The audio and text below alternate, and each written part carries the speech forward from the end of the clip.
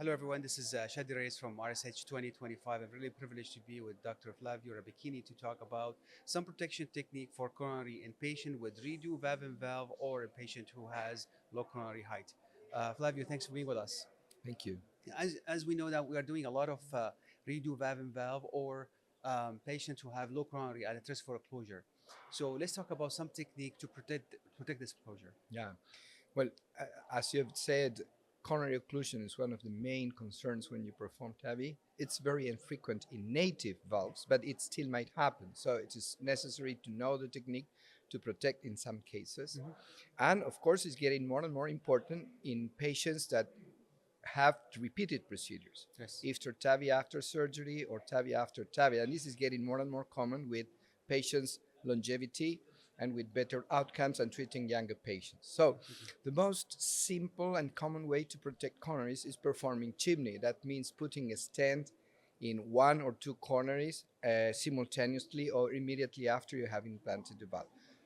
This is easy, it's safe, it's effective, but of course have some drawbacks. Yes. It's better not to have a stent rather to have a stent. The stent could be crushed by the stent struts of the valve.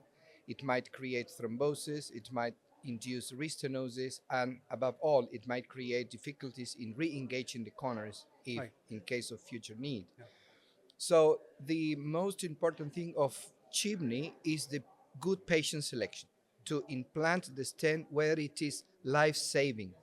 Most of the situations are doubtful because according to the case organization through the angio and the CT, you might think that the occlusion is very likely and then it doesn't happen. Yeah. Or on the contrary, you might be confident this will not happen and then it occurs.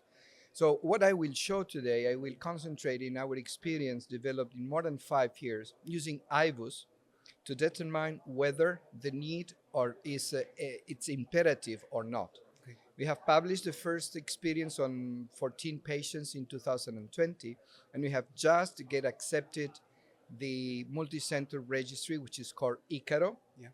performing 5 European centers with more than 40 cases, where we demonstrate that it's absolutely safe to leave 60% of suspected high-risk patients for occlusion without stents. So can I pause here for a second and go, what are the high risk features that we should be vigilant of to consider this technique? Yeah. Okay.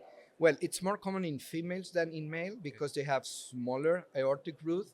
So the width of the sinus of Valsalva is one of the main drivers. The coronary height, the lower the coronary is, the higher the risk of having a problem. And what it's called in the native vessels, for instance, the bicuspid anatomy type 0 is the highest risk because the native leaflets are very large because there are only two, so they can occlude the ostia of the coronaries.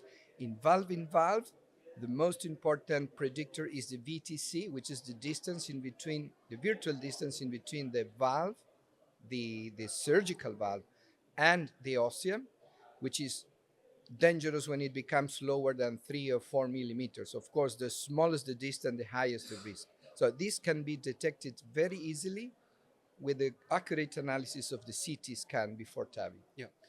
Let's for the chimney. Is this only for ostial lesions, but also or can be considered for mid or distal lesions? No, it's for osteal lesions. I mean, of course, if you have a diffuse coronary disease, you might implant a longer stent. What is important the good and the bad of the chimney or the snorkeling, like some people call it, is that it's very safe.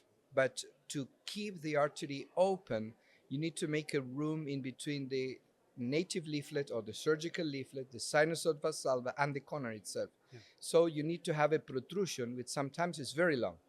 And this protrusion, of course, it's a kind of worm coming out of the coronary that will make the coronary re-engagement very difficult in the future. So it's not such a concern in very elderly patients, but of course it is in young patients that may need recath in the future. Last comment or last question is it required always to use a guideliner for the chimney technique?